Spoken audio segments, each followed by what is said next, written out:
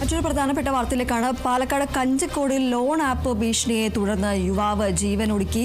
മേനോൻപാറ സ്വദേശി അജീഷാണ് മരിച്ചത്. തിരിച്ചടവ് വൈകിയതോടെ അപരിചിതമായ ഒരു നമ്പറിൽ നിന്ന് ഭീഷണി വന്നെന്ന് ബന്ധുക്കൾ പറയുന്നു. അജീഷിന്റെ മോർഫ് ചെയ്ത ദൃശ്യങ്ങൾ പ്രചരിപ്പിക്കുമെന്നും ഭീഷണിപ്പെടുത്തി. ഭീഷണിയിൽ മനംനൊന്താണ് അജീഷ് ജീവൻ ഒടുക്കിയതെന്നും കുടുംബം ആരോപിക്കുന്നു. വായ്പ തുക തിരിച്ചടച്ചിട്ടും ഭീഷണി തുടർന്നുവെന്നും ആരോപണം ഉയരുന്നുണ്ട്.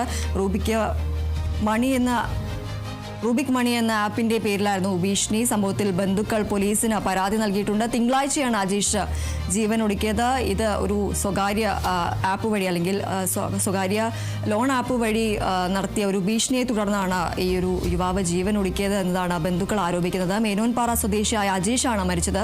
തിരിച്ചടവ് വൈകിയതോടെ അപരിചിതമായ ഒരു നമ്പറിൽ നിന്ന് ഭീഷണി വന്നു എന്നതാണ് ബന്ധുക്കൾ ആരോപിക്കുന്നത്. അജീഷിന്റെ മോർഫ് ചെയ്ത ദൃശ്യങ്ങൾ പ്രചരിപ്പിക്കുമെന്ന് ഭീഷണിപ്പെടുത്തി. ഇതിൽ മനംനൊന്താണ് അജീഷ് ജീവൻ ഒടുക്കിയതെന്നും കുടുംബം ആരോപിക്കുന്നു.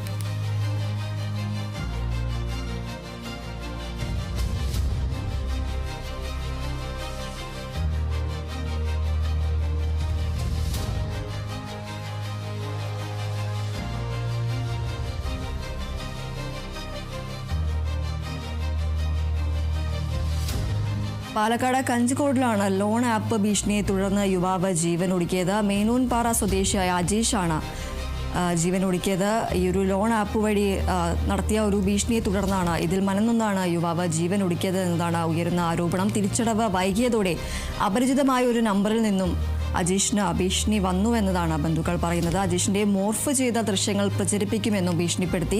ഈ ഭീഷണിയിൽ മനംനൊന്താണ് അജീഷ് ജീവൻ ഒടുക്കിയത് എന്നതാണ് കുടുംബം ആരോപിക്കുന്നത്.